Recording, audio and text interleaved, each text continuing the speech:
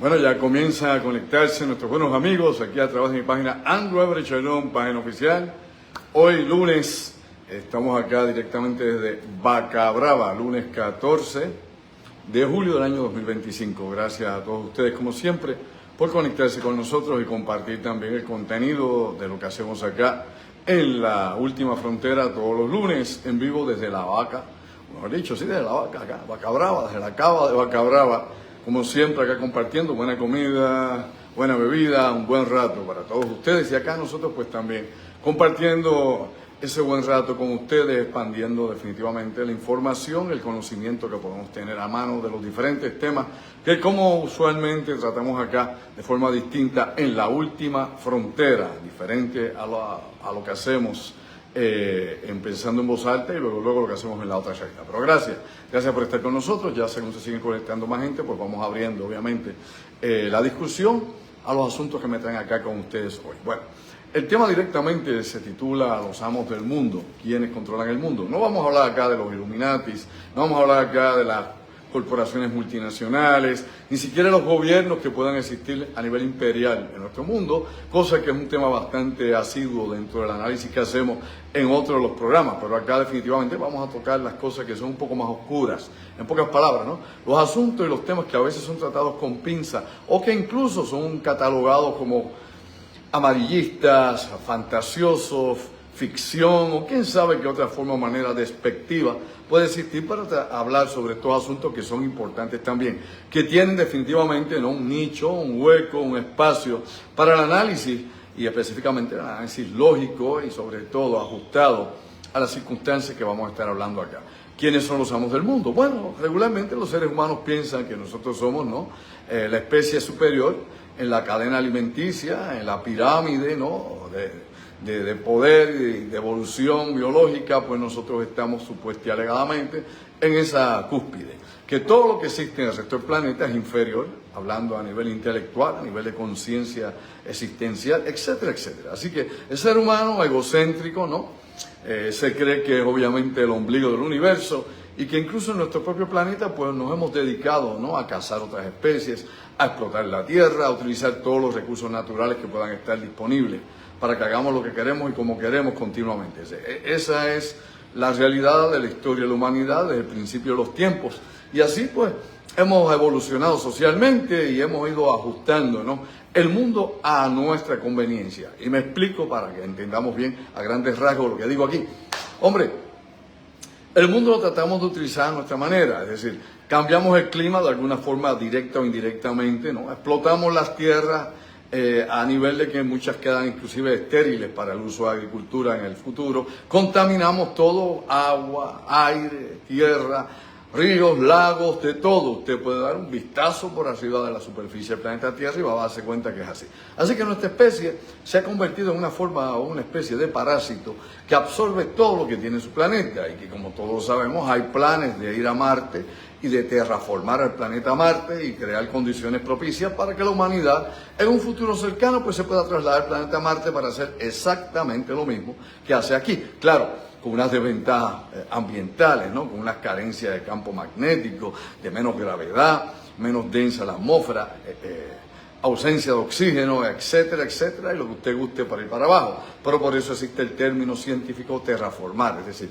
la tecnología necesaria para hacer que el planeta Tierra, el planeta Marte sea una réplica de la Tierra. Me explico, ¿no?, que pueda tener una atmósfera adecuada y una protección tanto de ozono en la atmósfera como un campo magnético mayor, cosa que no sé cómo lo vamos a hacer porque todavía es en nuestro propio planeta y no sabemos a estas alturas del siglo XXI cómo se hace eso. Pero bueno, se especula, la ciencia piensa que en el futuro podremos obviamente terraformar a Marte. Dicho eso, el término precisamente intrahumanos es un término que ha venido por muchos años discutiéndose. Y aquí vienen quién habita el planeta, si alguien más nos vigila aquí, o si alguien utiliza nuestros océanos como transporte, o nuestra atmósfera, o más allá de nuestra atmósfera. Es decir, otro tipo de inteligencia no humana que cohabite en el planeta Tierra. De nuevo dije, para mucha gente eso es ciencia ficción, para otros eso es fantasía, y para otros es meramente perder el tiempo pensar en pajas mentales de esa índole. Pero la realidad es que vale la pena investigar seriamente sobre esos asuntos en particular. ¿Y por qué? Precisamente por la cantidad de casos, que son casi infinitos, la cantidad de casos y de personas que a través de los tiempos, ¿no?, han estado revelando, ¿no?, una serie de experiencias. Puede que un gran por ciento de estas sean fantasías oníricas, sueños, imaginación de algunos, otros pues alucinaciones, otros drogados, otros enfermos mentales, o definitivamente hay miles de casos que responden a esas condiciones. Pero hay otros casos que no, que obviamente implican a los militares, como hemos hablado tantísimas veces, ¿no?, como los UAPs, los antiguos ovnis o los FANI, los radares, las cámaras térmicas y todo lo demás que se pueda tener de sensores para detectar movimientos de objetos desconocidos. Ahí está la evidencia, le guste al que no, y esa evidencia hay que tomarla y hay que analizarla a profundidad, sin a priori estar ya nosotros acá prejuiciados a favor o en contra. Hay que tener obviamente tabula rasa y partiendo de esa premisa, entonces adquirir la información, analizarla, procesarla, secuenciarla y obviamente sobre todo, ¿no?, tratar de ver en qué marco teórico podemos trabajar con esto dentro de la física como la conocemos o la vida como la entendemos. Ahora bien, dicho de esa manera, hay una enorme cantidad de casos. Yo personalmente he leído muchísimos casos a través de los años, de la década de los años 60. Ya habían casos, incluso en la biblioteca de mi casa, como a mi mamá le interesaba estas cosas cuando yo era un muchacho allá en los años 60, en los años 70, pues siempre se acumuló todo tipo de información, hasta el Triángulo de Bermudas, como he hablado aquí de Charles Berlitz, que aunque está más lleno de fantasía que de hechos reales, pues también abonaba a la cantidad de publicaciones que tocaban esos asuntos en particular. Pero sobre todas las cosas que aquí podemos señalar, son las informaciones que de alguna forma o manera se filtraban del campo militar, me explico, ¿no?, de parte de pilotos, de parte de marinos, de parte de oficiales de marina, de guardacostas, por mencionar algunos, de tantísima gente que estaba involucrada, ¿no?, en algún tipo de actividad militar, de inteligencia o paramilitar, que de alguna forma o manera expresaban esta información, la compartían o meramente la filtraban a investigadores bona fide, investigadores de verdad y no a fantoches, como lamentablemente ocurre en la actualidad. Dicho de esa forma y de esa manera, esto pues definitivamente siempre estuvo ahí, ¿no? Esta discusión existía, ¿no? Estaba, como digo yo, por la puerta de atrás, por debajo de la mesa, más allá del alcance de radar, pero estaba. Y había una comunidad, inclusive de pilotos, tanto pilotos civiles como militares, que compartían estas informaciones, que incluso crearon una organización pseudo secreta, por decirle así, o semisecreta, donde ellos compartían experiencias personales sin definitivamente dar mucha información que pudiera comprometer, me explico, sin traer obviamente documentos o información comprometedora, sino meramente conversándolo a nivel oral y compartiendo lo que les había ocurrido. Esto por años ha sucedido. Lo mismo ha sucedido, ¿no?, desde marinos mercantes hasta marinos de las armadas, tanto estadounidense, la antigua armada soviética, actualmente rusa, y de otros países británicos, franceses, que han tenido mucha actividad en los océanos, tanto con sus submarinos como con sus barcos y portaaviones, específicamente en el caso, por ejemplo, los franceses, con un solo portaavión que tienen, pero definitivamente la armada también británica, con los submarinos nucleares que ha tenido y el registro que se ha dado sobre esto. Para que usted tenga una idea, hay un proyecto que se comparte entre estos países aliados y que anteriormente se incluía incluso la Unión Soviética en su periodo, ¿no?, de la Guerra Fría, y sobre todo una vez sucumbió la Unión Soviética, surgió la Federación Rusa y se sostenía este acuerdo. Este acuerdo se llamaba Epsilon, y esto es bien importante que lo recordemos, Epsilon Cevi o Cevi Epsilon. Era un acuerdo entre diversas potencias internacionales para estar monitoreando lo que sucedía en los océanos, lo que sucedía en el espacio ulterior, específicamente lo que pudiese suceder desde la Luna hacia la Tierra, no necesariamente, aunque se tuviera algún tipo de información con los sistemas de vigilancia espacial, lo que pudiera ocurrir más allá. Ahí teníamos tecnología de radiotelescopios y luego pues empezaron a incluirse a finales del siglo XX pues ya los telescopios espaciales, y en este siglo pues ya tenemos varios de ellos y nuevos que van a salir nuevamente, ¿no?, en los próximos años, a darnos un poco más allá ese vistazo al universo infinito. Pero la situación aquí es que ya había todo este movimiento de información, que no era necesariamente las novelas de ciencia ficción ni lo que alguna gente confundida o aturdida contaba por ahí, había definitivamente algo más allá. casi todo lo que se relacionaba con esto, con la cuestión de los ovnis en su tiempo de gloria, como digo yo, cuando estaban en boga, y ahora pues los FANI, que aunque no han tenido el impacto que ha habido, ¿no?, o hubo en años anteriores, y me explico. Mire, esa información que hoy en día, y lo he dicho anteriormente, se ha liberado, ¿no?, y se ha discutido en el Congreso de los Estados Unidos, y que inclusive la NASA ha tenido comentarios sobre este asunto, específicamente en la pasada administración del presidente Biden, y muchos otros casos que se han ido sometiendo, ¿no?, a la investigación y a la liberación de algunos de estos videos. Hace unos años atrás, por ejemplo, la década de los años 70, hubiera conmocionado al planeta, lo sabía, a todo el planeta. En aquel entonces, si estas cosas se hubieran dicho en aquel entonces, hubiera habido, ¿no?, un cambio de paradigma radical en el mundo y las cosas pues no se verían de la misma manera. En la actualidad, pues no tiene el mismo impacto y la misma profundidad que tenía en aquel entonces. Es decir, la población en Estados Unidos y en otras partes del mundo, pues estaban más receptivos a tratar de entender esto desde un punto de vista lógico y sobre todo poder tener una explicación, ¿no?, la información adecuada sobre este asunto. En la actualidad surge una noticia y básicamente la noticia pasa sin pena y sin gloria, sino que todo lo contrario, basado en los avances tecnológicos de edición, de programas de video y de todo lo que hay, inclusive la inteligencia artificial, por lo que surge de todo esto que se libera a través de las reuniones en el Congreso y de lo que se ha liberado a nivel público por el Departamento de la Defensa. Lo que surge son un océano, ¿no?, de trucos y de videos trucados y de gente buscando fama o monetizar por las redes sociales. Lamentablemente, desinformación de primera mano es lo que tenemos, desinformación. Pero, de nuevo, hay que hacer un estudio longitudinal, hay que ir viendo cómo viene la información y cómo nos llega a la actualidad.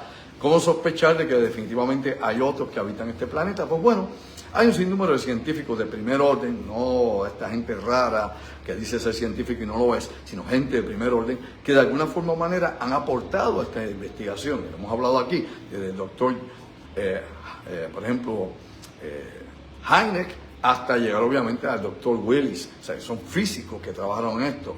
El doctor J. Allen Hynek, obviamente, hemos hablado de él muchísimas veces, tuvo 20 años en el proyecto Libro Azul de la Fuerza Aérea, no era un astrofísico, abonó muchísimos términos como encuentro de primer tipo, segundo tipo, tercer tipo, y definitivamente abrió una vía directa en la investigación académica sobre este asunto. Y cuando digo investigación académica, es que trajo otros científicos que se interesaran por el asunto. Ya en aquel entonces estaba Jacques Vallée, el francés, ya en aquel entonces estaba corriendo el proyecto Cometa, que no era otra cosa que un reporte oficial del gobierno francés tratando de entender un fenómeno que tantísima gente veía, donde tenían miles de testigos en su territorio, o inclusive en ¿cómo diríamos nosotros?, en las colonias que tenían tanto en el Índico como las que podían tener en América, en las Guyanas, y donde habían reportes y reportes inclusive de su personal militar, entre tantísimas otras cosas. Por ende, al gobierno francés le interesó investigar esto a fondo con sus mejores científicos, sus mejores militares y todo aquel especialista que pudiera ayudar a tratar de ¿qué? Pues tratar de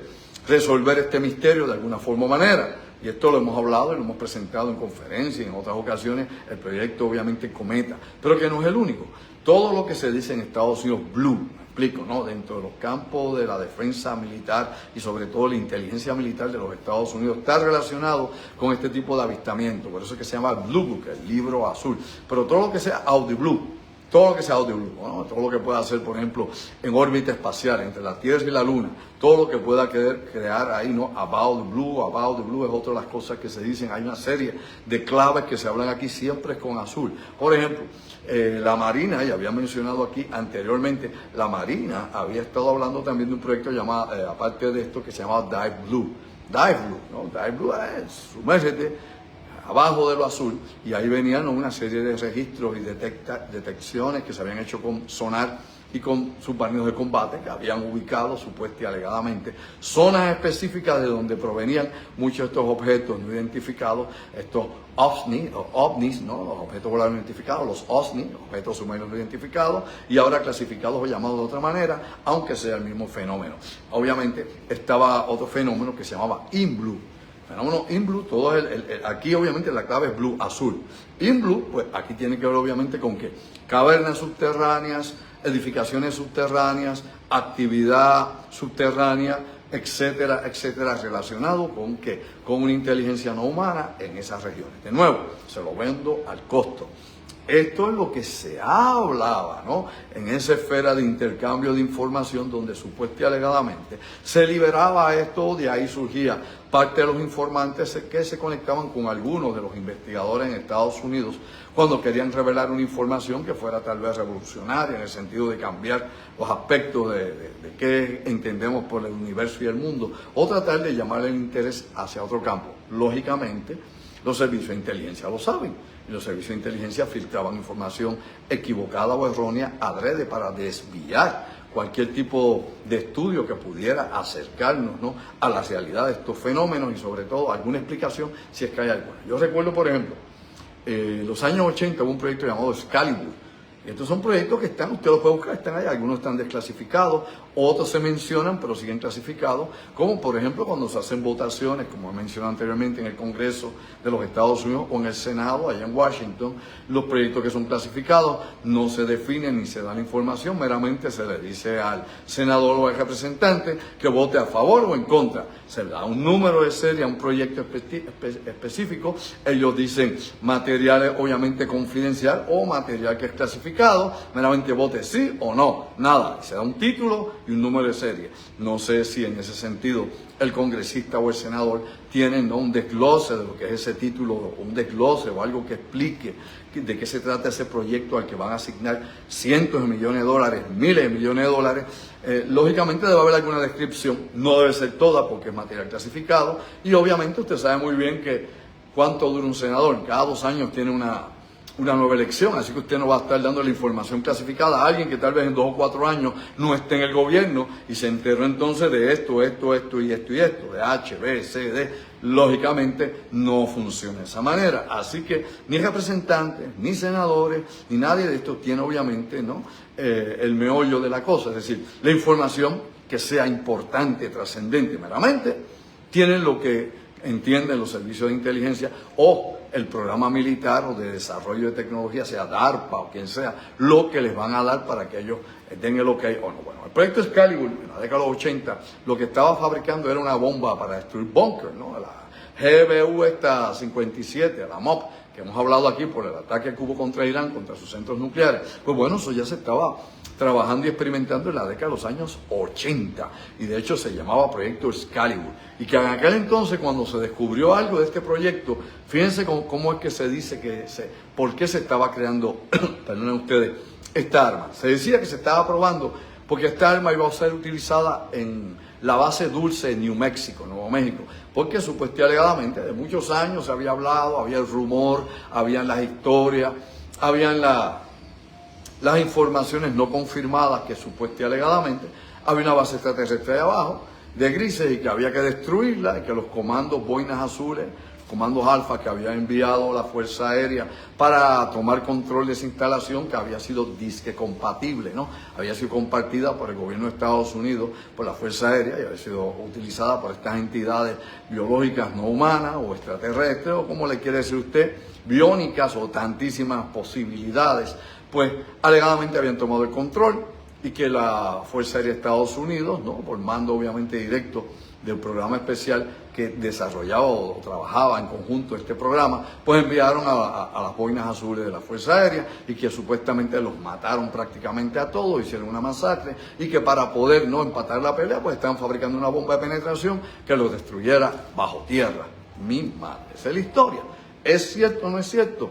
No hay evidencia ninguna, vamos a hablar como es a calzón quitado, que diga que eso pasó. Eso existe, ese relato en el mundillo ovni, en el mundo de la especulación ovni, en los tantísimos libros que se escriben y las cosas que se dicen. Pero no todo se puede descartar. Oiga bien, ojo, no todo se puede descartar. Inclusive las leyendas tienen un principio real, luego se convierte en una leyenda, luego viene el mito, etcétera, etcétera. Pero la realidad es que algo hay tras bastidores que tal vez sí tenga algo de realidad. El problema, una vez más, es presentar la evidencia que sea concluyente y que nos indique que eso pasó de esa manera. Lo mismo ocurre, por ejemplo, en la zona de la base Nellis, donde se hacen otras pruebas también de misiles, ¿no? Por ejemplo, en el polígono 110 en Nevada, que es donde se prueban esta arma, la GBU, y otras armas más. La munición Sabot se prueba allí, las municiones de uranio reducido se prueban ahí, las municiones, por ejemplo, con láser, que hay unas municiones que ahora van a utilizar con láser. O sea, todo esto cambia. Se prueban en ese polígono 110 en Nevada, cosa que usted no sabía, pero se acaba de enterar. O sea, hay tantísimas cosas que sí es alta tecnología, y la pregunta de rigor es si obviamente es producto del ingenio humano, de nuestro desarrollo, que es enorme. Como he dicho, no nos pongan la edad de las cavernas. No, el ser humano obviamente es genial, ¿no? Y cuando usa su ingenio para crear cosas o buscar respuestas es increíble. Lamentablemente, pues cuando se dirige mal, pues la ciencia sin conciencia es demencia, y ahí es donde viene todo este uso de material bélico, que algunos también autores han tirado de que, por ejemplo, los de Zeta Reticuli, ¿usted se acuerda? El programa Serpo, ¿no? De intercambio que es una de las historias que se cuenta, ¿no? El programa Serpo, que alegadamente surgió desde el tiempo de John F. Kennedy para allá, para 1962, y que alegadamente en el año 64 hubo un intercambio donde se llevaron unos cadáveres, llegaron estos seres de Zeta Reticuli, ¿no? Los Evans, como ellos le llaman, o los Evans, o los Evans, y que llegaron y se llevaron los cuerpos, los grises, porque eran de su grupo, que aparentemente eran biónicos, que no eran totalmente biológicos, que eran genéticamente modificados, no sabemos de qué forma o manera, de dónde viene realmente su genética, y que parte de ellos eran servomecanismos, ¿no? Obviamente fibras, ¿no? Sintéticas, entre tantas cosas que supuestamente y alegadamente se dice.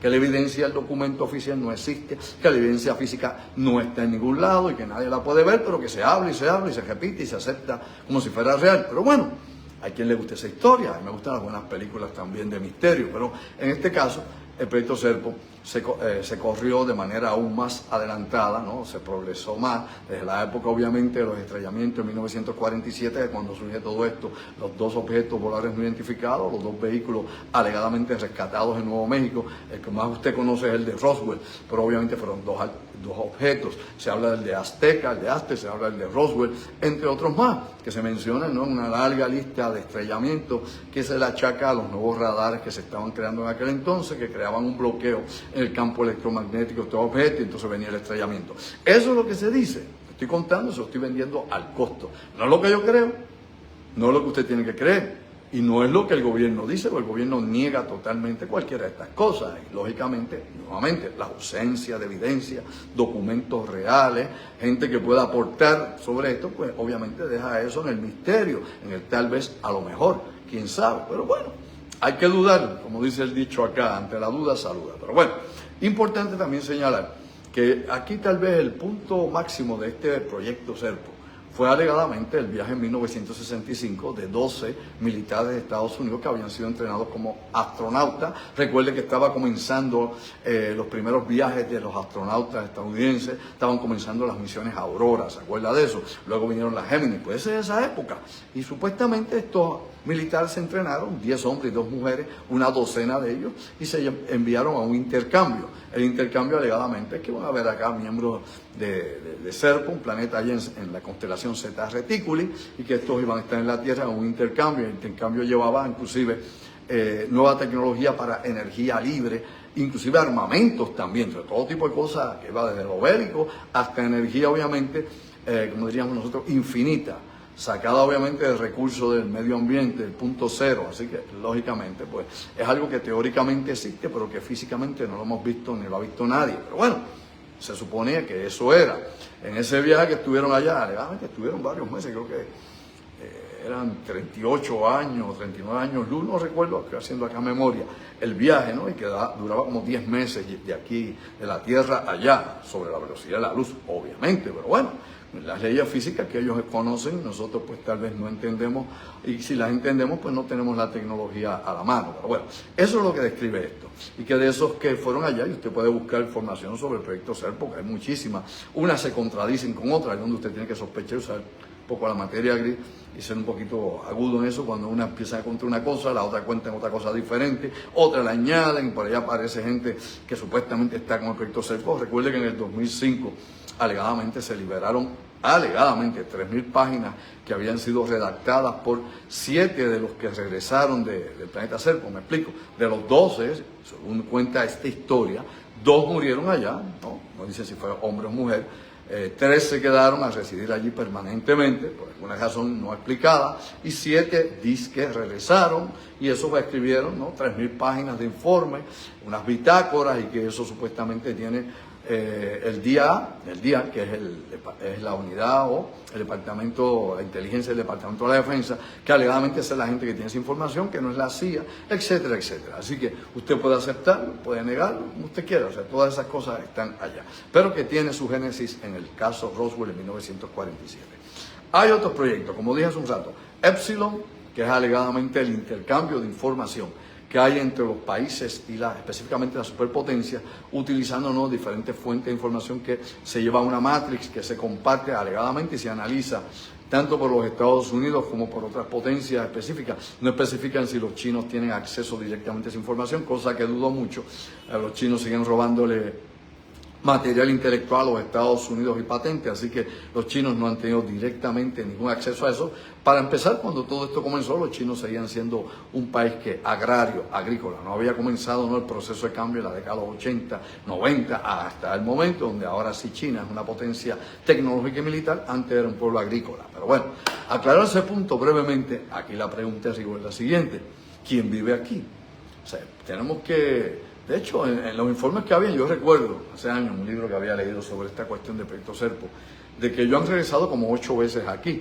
Así que si de Zeta Reticuli, ¿no?, los Evans han venido 8 veces más aquí, pues no es lo que se ve por los cielos. Elemental, básico, lógico. Lo que se ve entonces es otra cosa. No son ellos ni nada parecido, es otra cosa. Aquí la pregunta es la siguiente: ¿quién habita en los océanos? ¿Quién habita en cavidades subterráneas? Tal vez instalaciones enormes bajo tierra que no son humanas. ¿Quién habita en la luna? ¿Quién hace estos viajes? ¿Qué es lo que captan, por ejemplo, los radares de sondeo profundo? ¿Qué es lo que observan movimientos y luces extrañas sobre la superficie de la luna?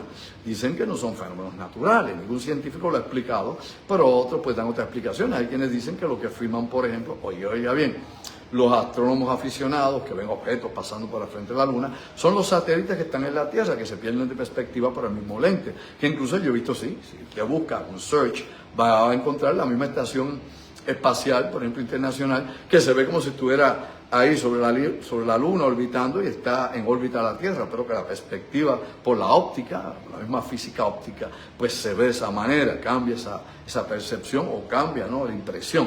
O sea, muchas cosas podrían explicarse no solamente de forma lógica, sino con evidencia científica, pero aún así hay otras cosas que se manifiestan en nuestros cielos, en nuestros océanos, en nuestro planeta Tierra.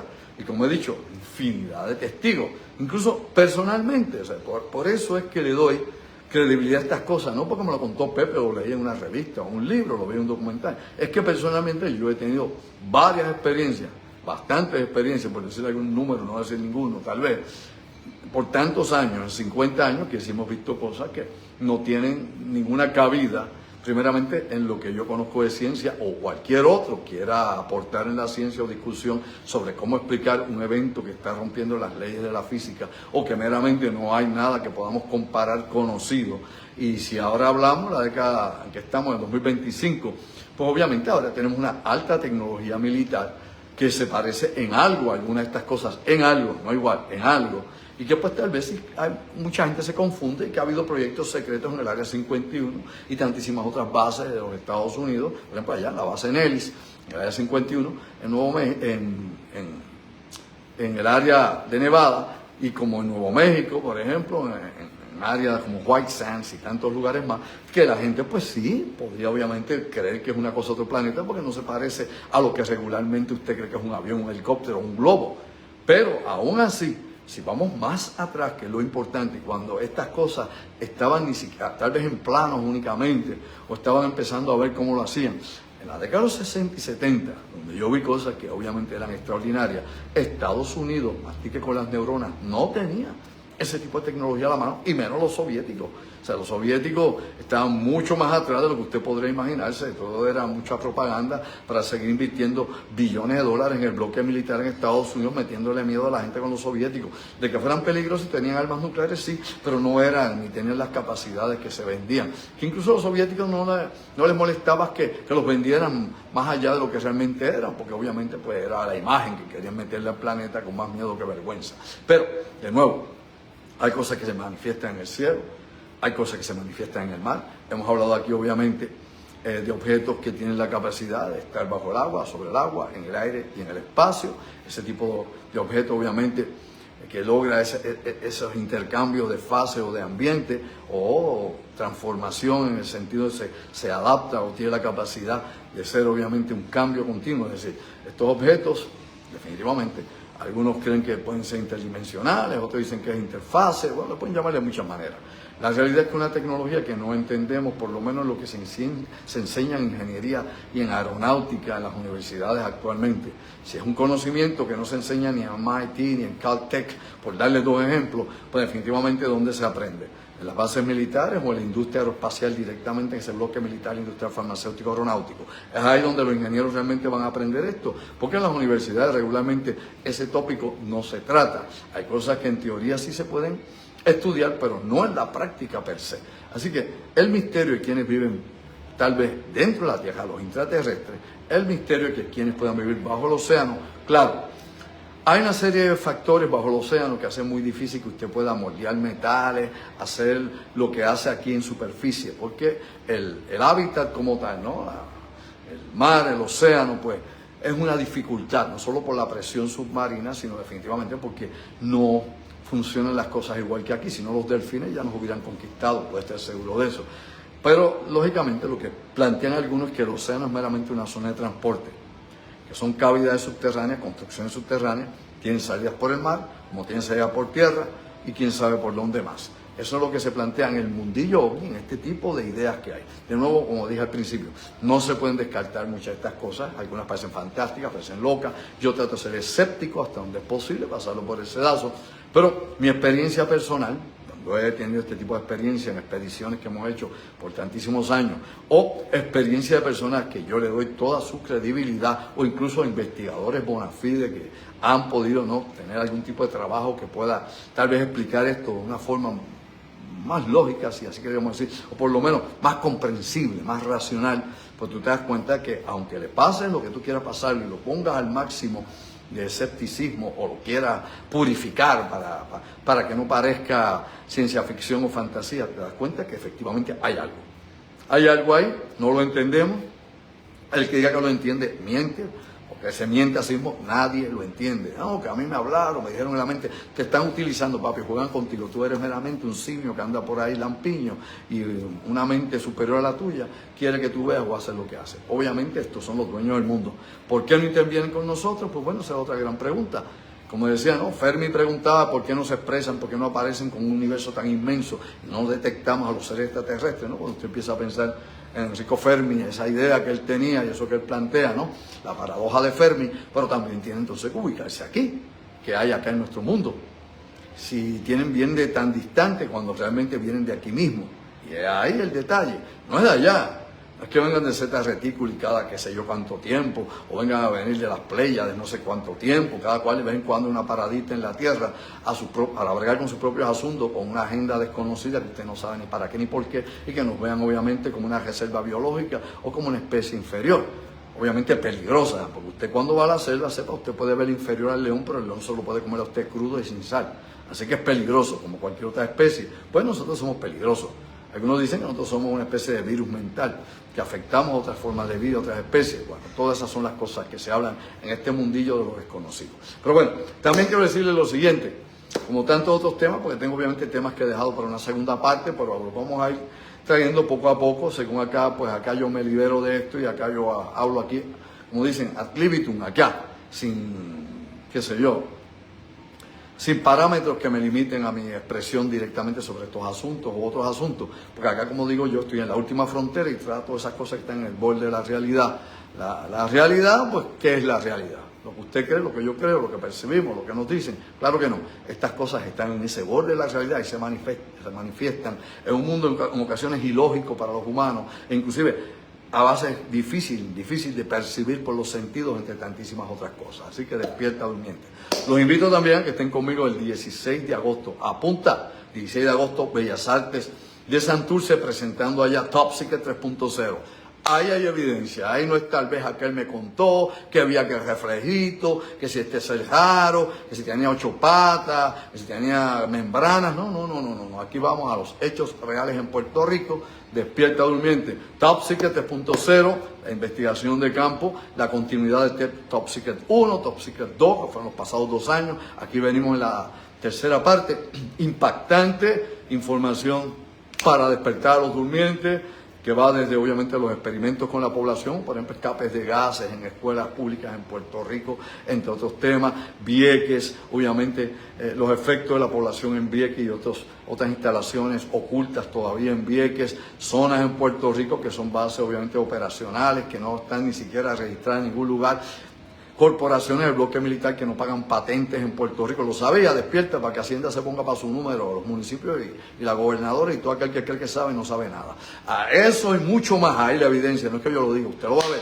entre tantos otros temas importantes y de impacto sobre el Puerto Rico secreto, el Puerto Rico subterráneo, el Puerto Rico oculto, lo que hay más allá de lo aparente y obviamente los nuevos sistemas de defensa en Puerto Rico, por el Departamento de la Defensa, robóticos, en cosas que ni la prensa ni de choque. Pero ahí las presentamos, la evidencia, lo visual, para que no digan que no se lo dijeron. Ahí lo va a ver antes que nunca, o antes que todo. ¿Por qué antes que nunca? Porque hay gente que nunca lo va a ver. Así que, antes que todo, los esperamos allá el 16, agosto 16, a las 8 de la noche, Bellas Artes de Santurce, Top Secret 3.0, gigante, cine y obviamente una serie de recreaciones interesantes que se presentan en esta actividad. Los boletos, no, yo no vendo boletos, yo investigo y doy las conferencias. Los boletos los consigues en molusco.com, que es quienes tienen los recursos para montar cosas en Bellas Artes. Yo no, soy un pobre maestro. Molusco.com, ahí usted consigue su boleto y lo que va a ver es extraordinario y exclusivo. Nadie es nadie. Tiene lo que ahí se presenta. Despierta Durmiente. Así que nos vemos el próximo miércoles, pensando en voz alta, aquí desde la cava de Vaca Brava. Buena comida, buena bebida, pide que hay. Gracias, mis amigos. Nos vemos el próximo miércoles a 7:30, pensando en voz alta. Sayonara, ojo visor, ojo en tierra, despierta Durmiente.